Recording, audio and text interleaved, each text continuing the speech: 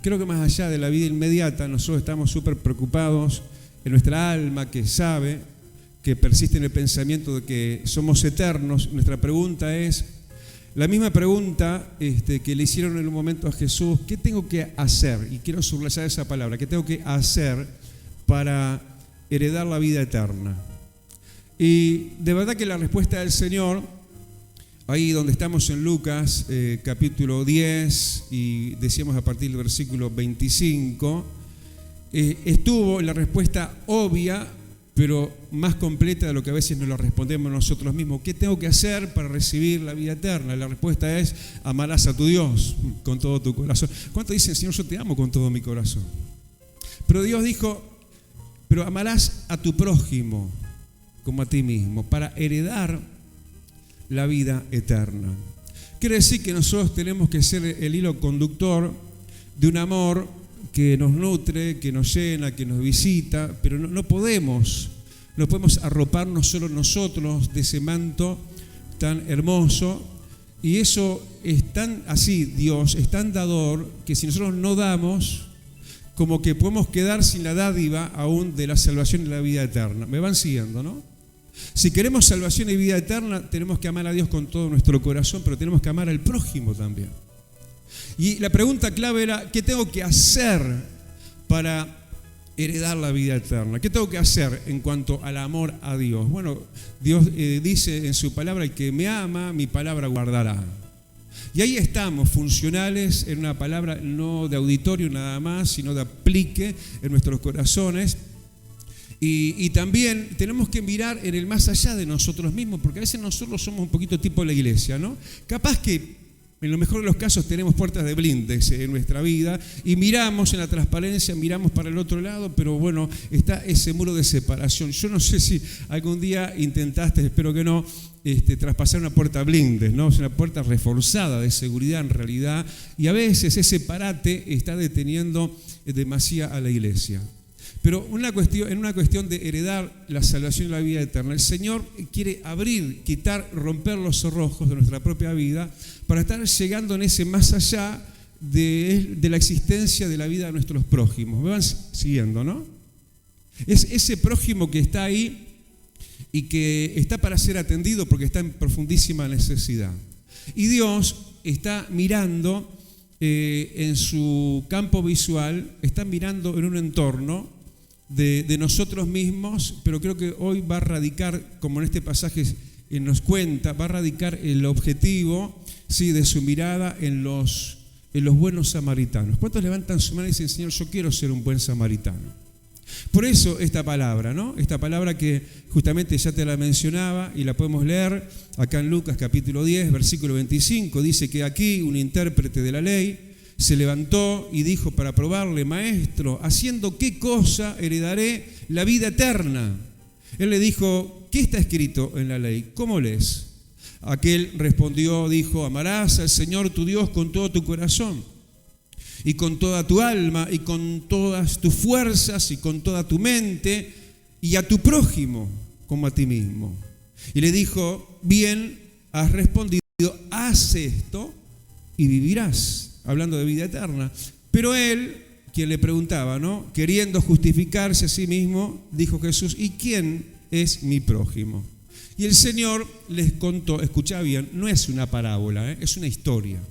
Es una historia real de estos días también, ¿no? No es un acto imaginario que puesto como puede llegar a suceder. Esta es la realidad cotidiana de todos los días también. Jesús le respondió con esta historia y le dijo: un hombre descendía de Jerusalén a Jericó y cayó en manos de ladrones, los cuales le despojaron, hiriéndole, se fueron, dejándole medio muerto. Aconteció que descendió un sacerdote por aquel camino y viéndolo pasó de largo. Asimismo un levita, llegando cerca de aquel lugar, viéndole, pasó de largo. Pero un samaritano que iba de camino, vino cerca de él y viéndole fue movido a misericordia. Y acercándose vendó sus heridas, echándoles aceite y vino y dice, y poniéndole en su cabalgadura, lo llevó al mesón y cuidó de él. Otro día, al partir, sacó 2 denarios y los dio al mesonero y le dijo, cuídamele, y todo lo que gastes de más yo te lo pagaré cuando regrese. ¿Quién pues de estos 3 te parece que fue el prójimo del que cayó en manos de los ladrones? Él dijo, el que usó de misericordia con él. Entonces Jesús le dijo, ve y haz tú lo mismo.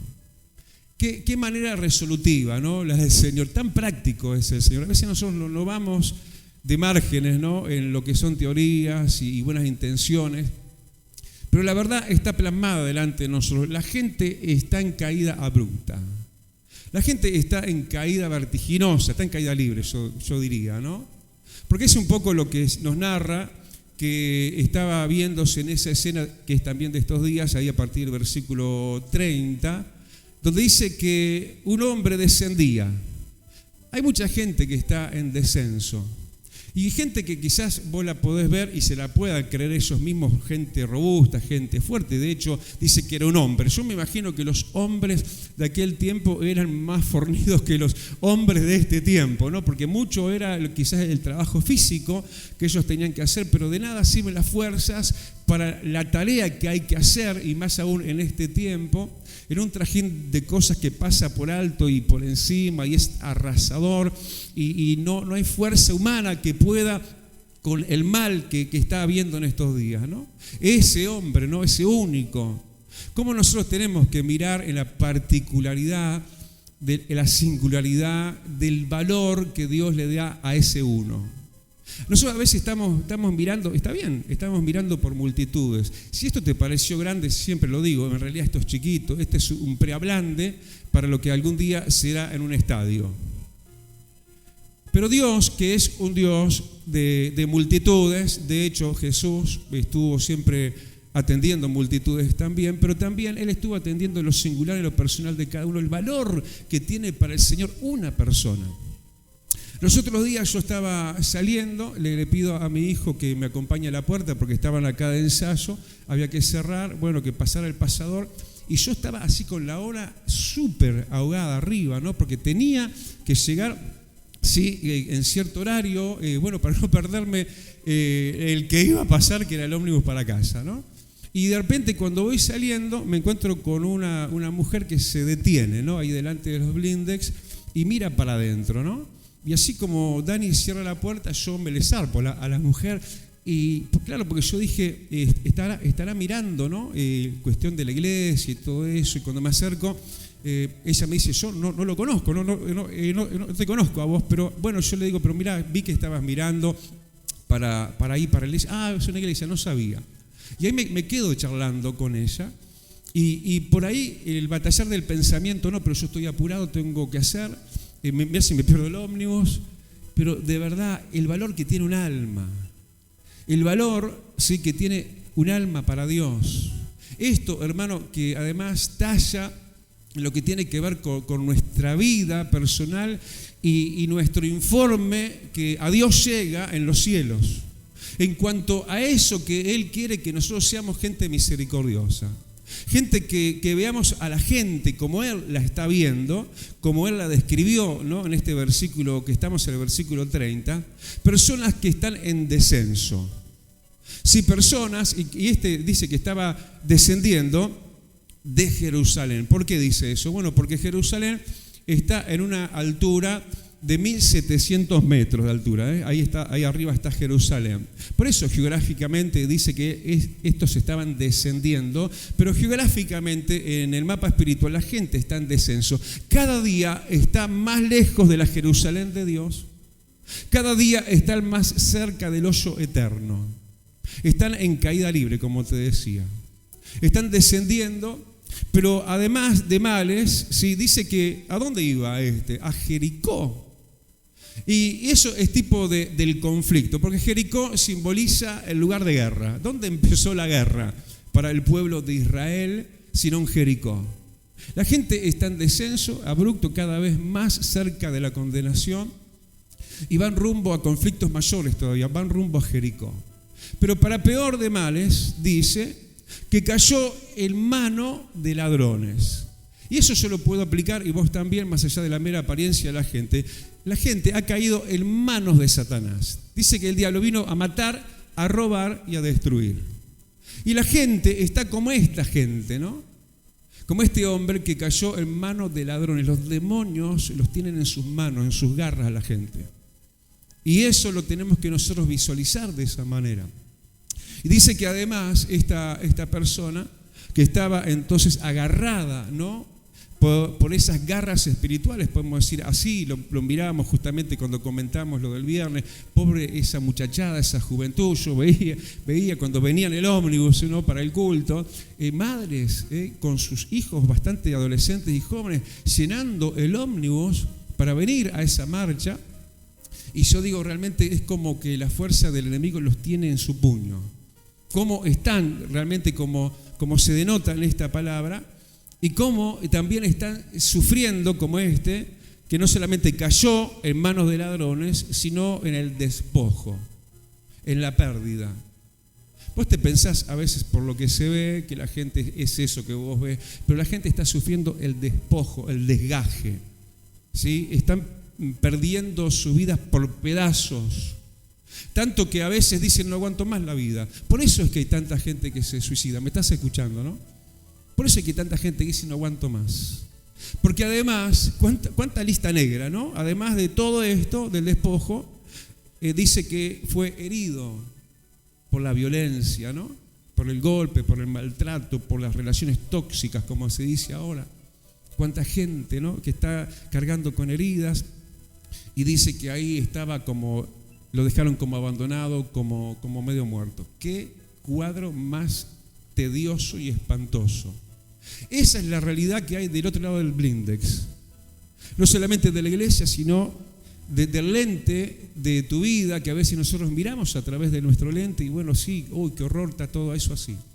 Y entonces el Señor, que guarda esperanza suya de parte de Él, a través nuestro, para el rescate de esa gente, primero, ¿hacia dónde miró Jesús? Mirá, hacia el sacerdocio, versículo 3. Pero lastimosamente, mirá qué terrible situación, ¿no?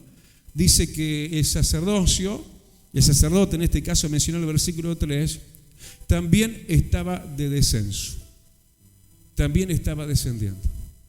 Que Dios nos libre de ser una iglesia que descienda, tenemos que ser una iglesia de ascenso. ¿Cuántos estamos ascendiendo juntos?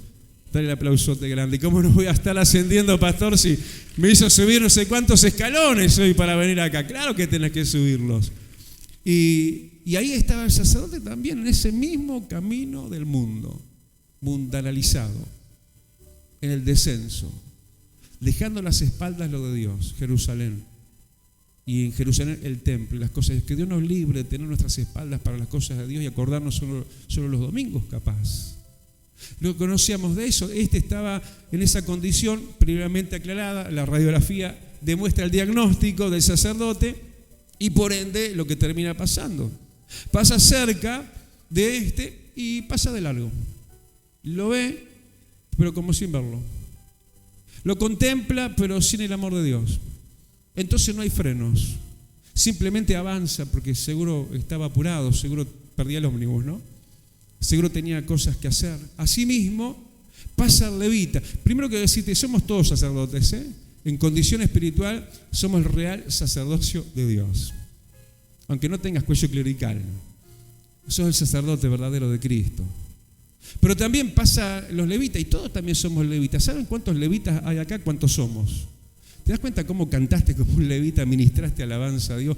Casi me tentaste a hacer un culto de alabanza y de adoración. Te cuento que los martes están siendo cultos de adoración y oración. Parece una redundancia, parece lo mismo y es casi lo mismo, pero a la vez es complementario. Así que tenedlo eso en cuenta. Por ahora los martes están haciendo cultos de adoración y oración, porque somos levitas.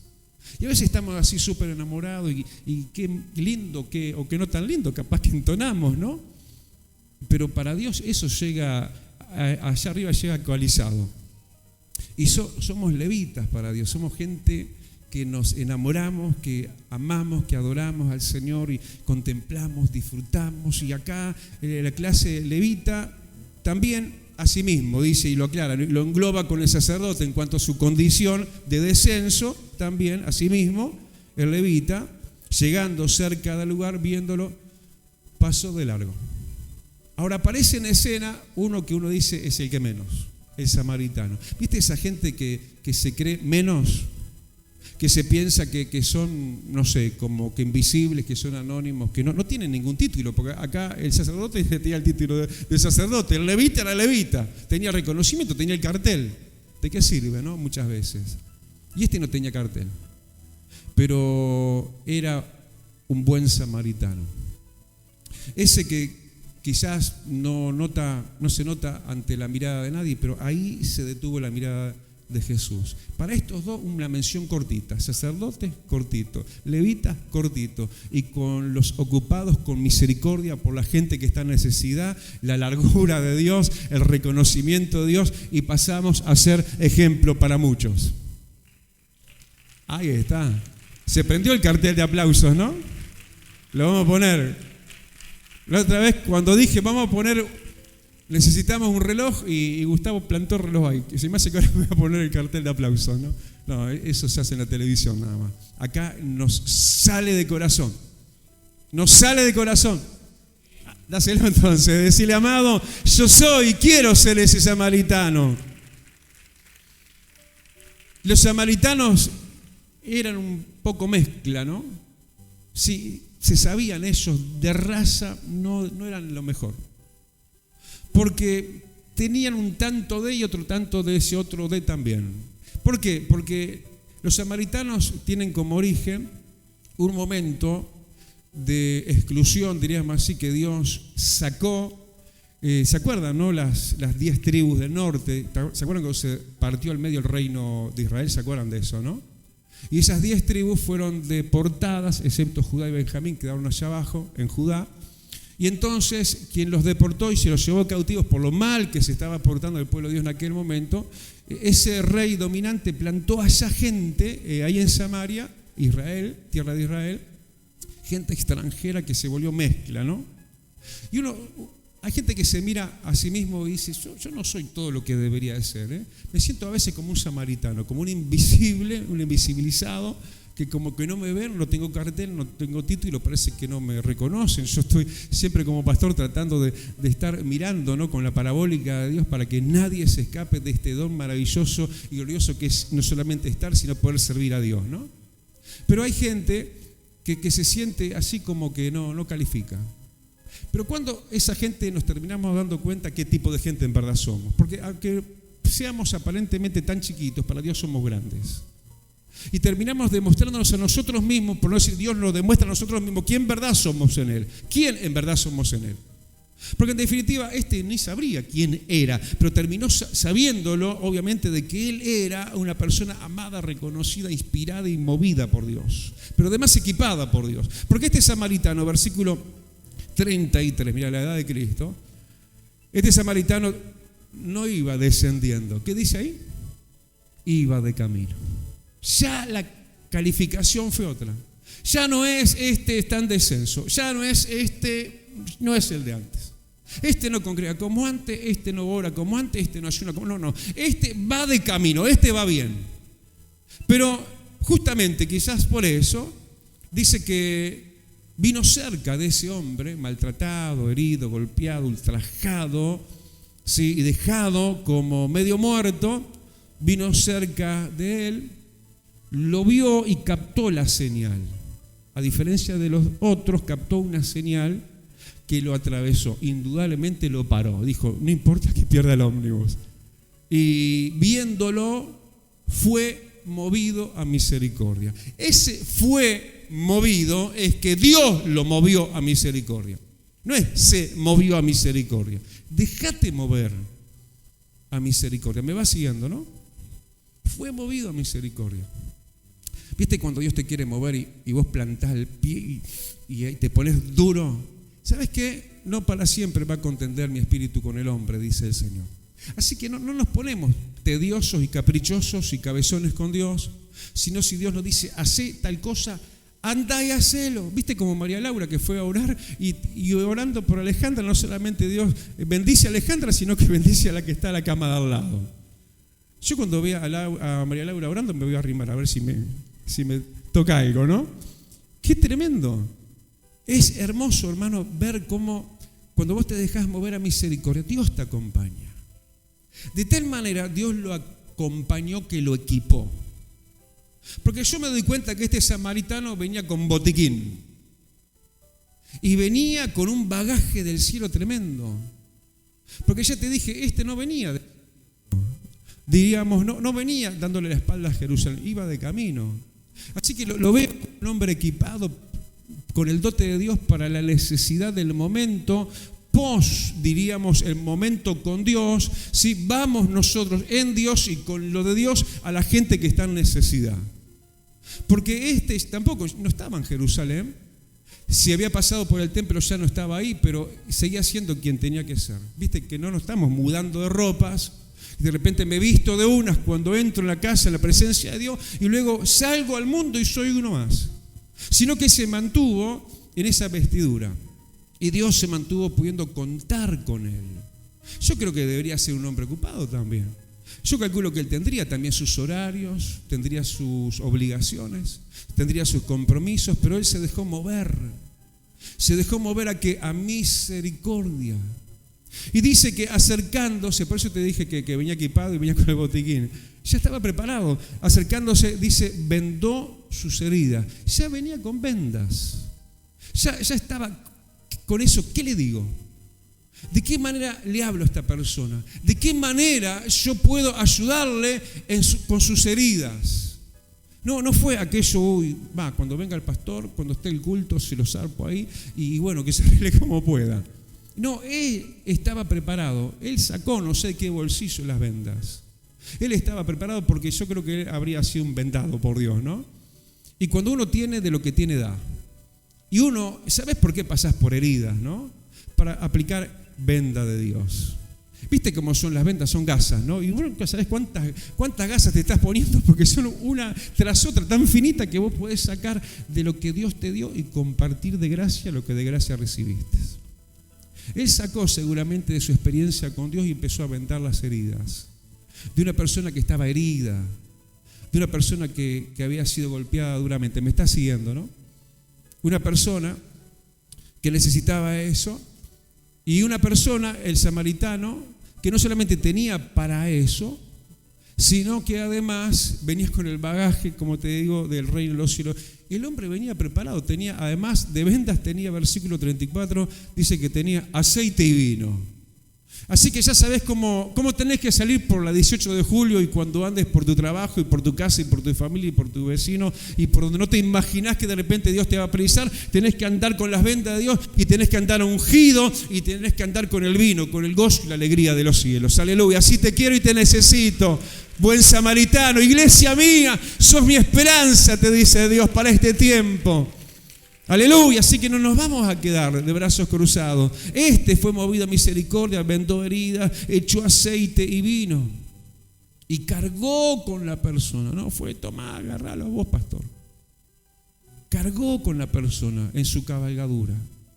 Y la llevó al mesón. El mesón es un lugar como este. Le vamos a cambiar el nombre acá a la iglesia, no vamos a decirle mesón. Un mesón es un lugar donde se sirve comida y bebida. ¿Cuántos están gordotes? ¿Cuántos están bien bebidos del agua de Dios cristalina del cielo? Dale el aplauso grande, aleluya, porque acá se te da, hermano, y por eso estás comiendo todos los días. Este es un mesón del cielo, aleluya. Qué lindo, ¿no? Uy, me quedo sin línea. Qué lindo que saber que cada vez que llegamos, en este mesón hay bebida de Dios. En este mesón bebemos, ¿sí?, del río de Dios. Yo estoy en esa moda, en ese modismo que no quiero que jamás perdamos como iglesia, como la iglesia primitiva del primer siglo, el estar siempre buscando ese néctar de la unción fresca del Espíritu Santo. Yo le ruego a Dios permanentemente, Señor, lléname del Espíritu Santo. Y ahí es cuando Dios me potencia y puedo encontrar agua y bebida para darte. Jesús dice, venid a mí los sedientos y bebed gratuitamente del agua de la vida. Y cuando llega el momento del culto, nosotros los predicadores decimos, ya ni sé ni qué voy a predicar, Señor, he predicado todo. Pero de repente el Señor te inspira y lo menos pensado es lo que viene, y viene como un ancla revelada con nuevas revelaciones, porque este es un mesón donde comes y donde bebes.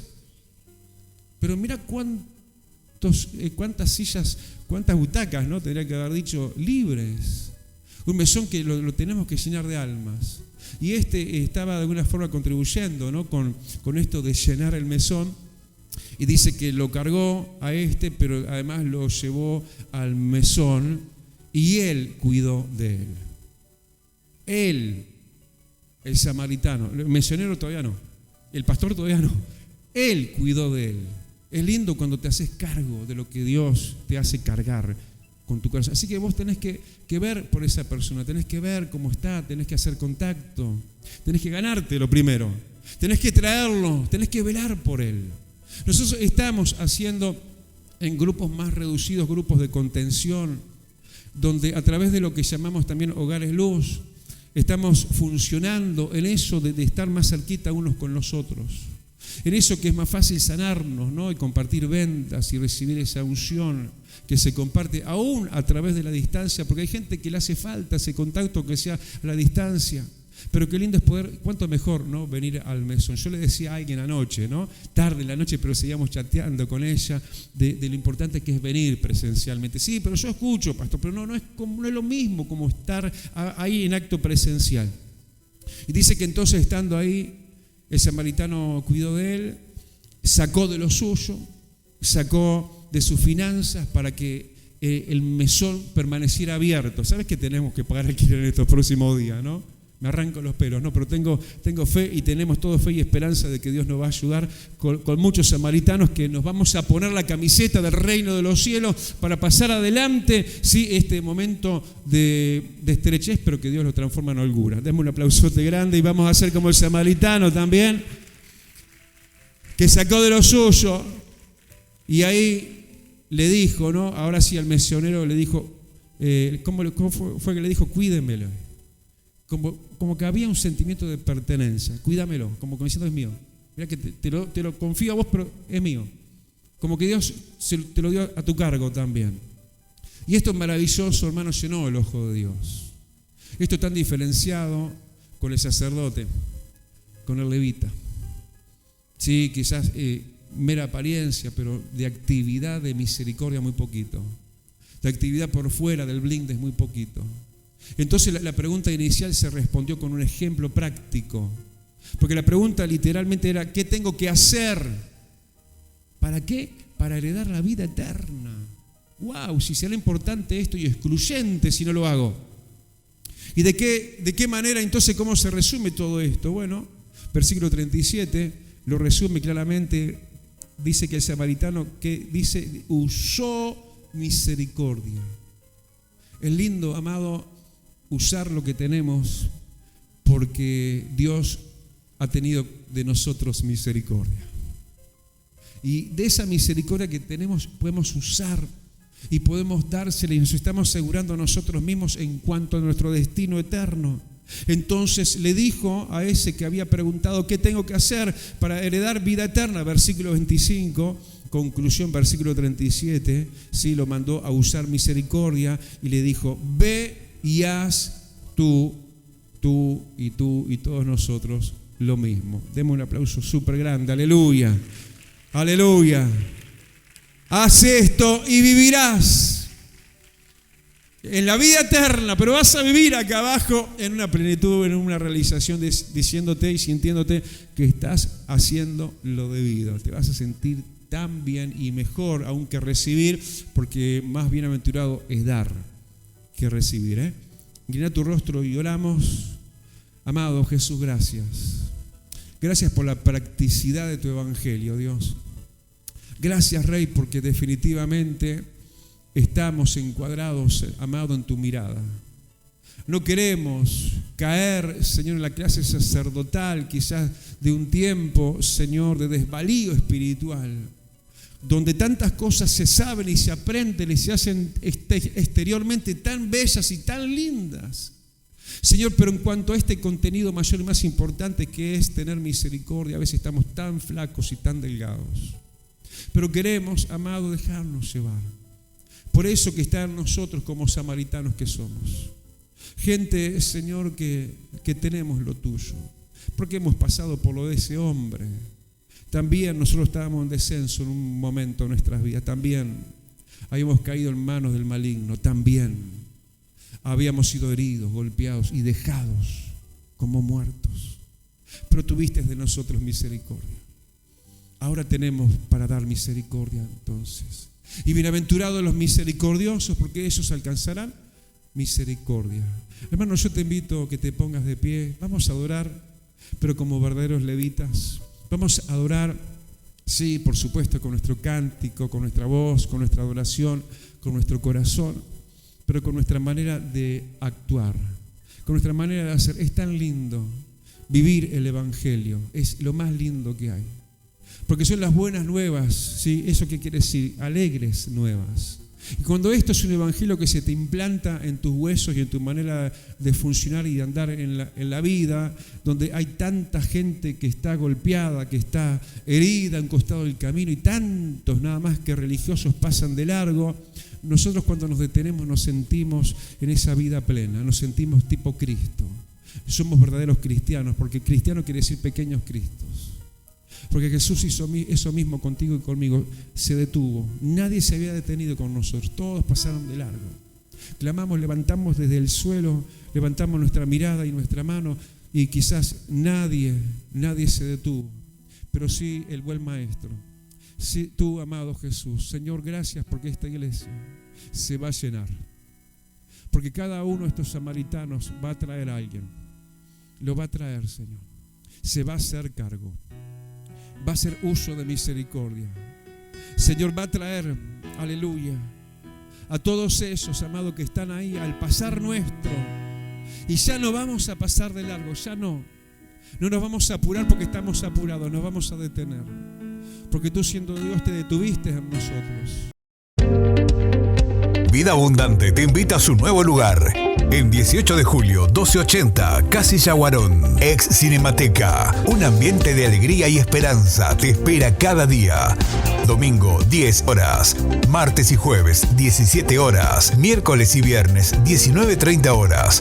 Vida Abundante, donde tu vida va a cambiar. Celestial FM, la radio más escuchada. Buena radio.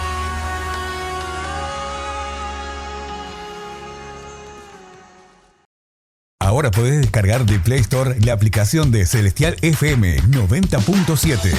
La radio en tu celular, donde vayas.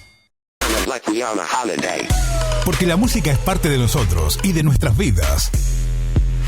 SJC presenta los videos clips del momento.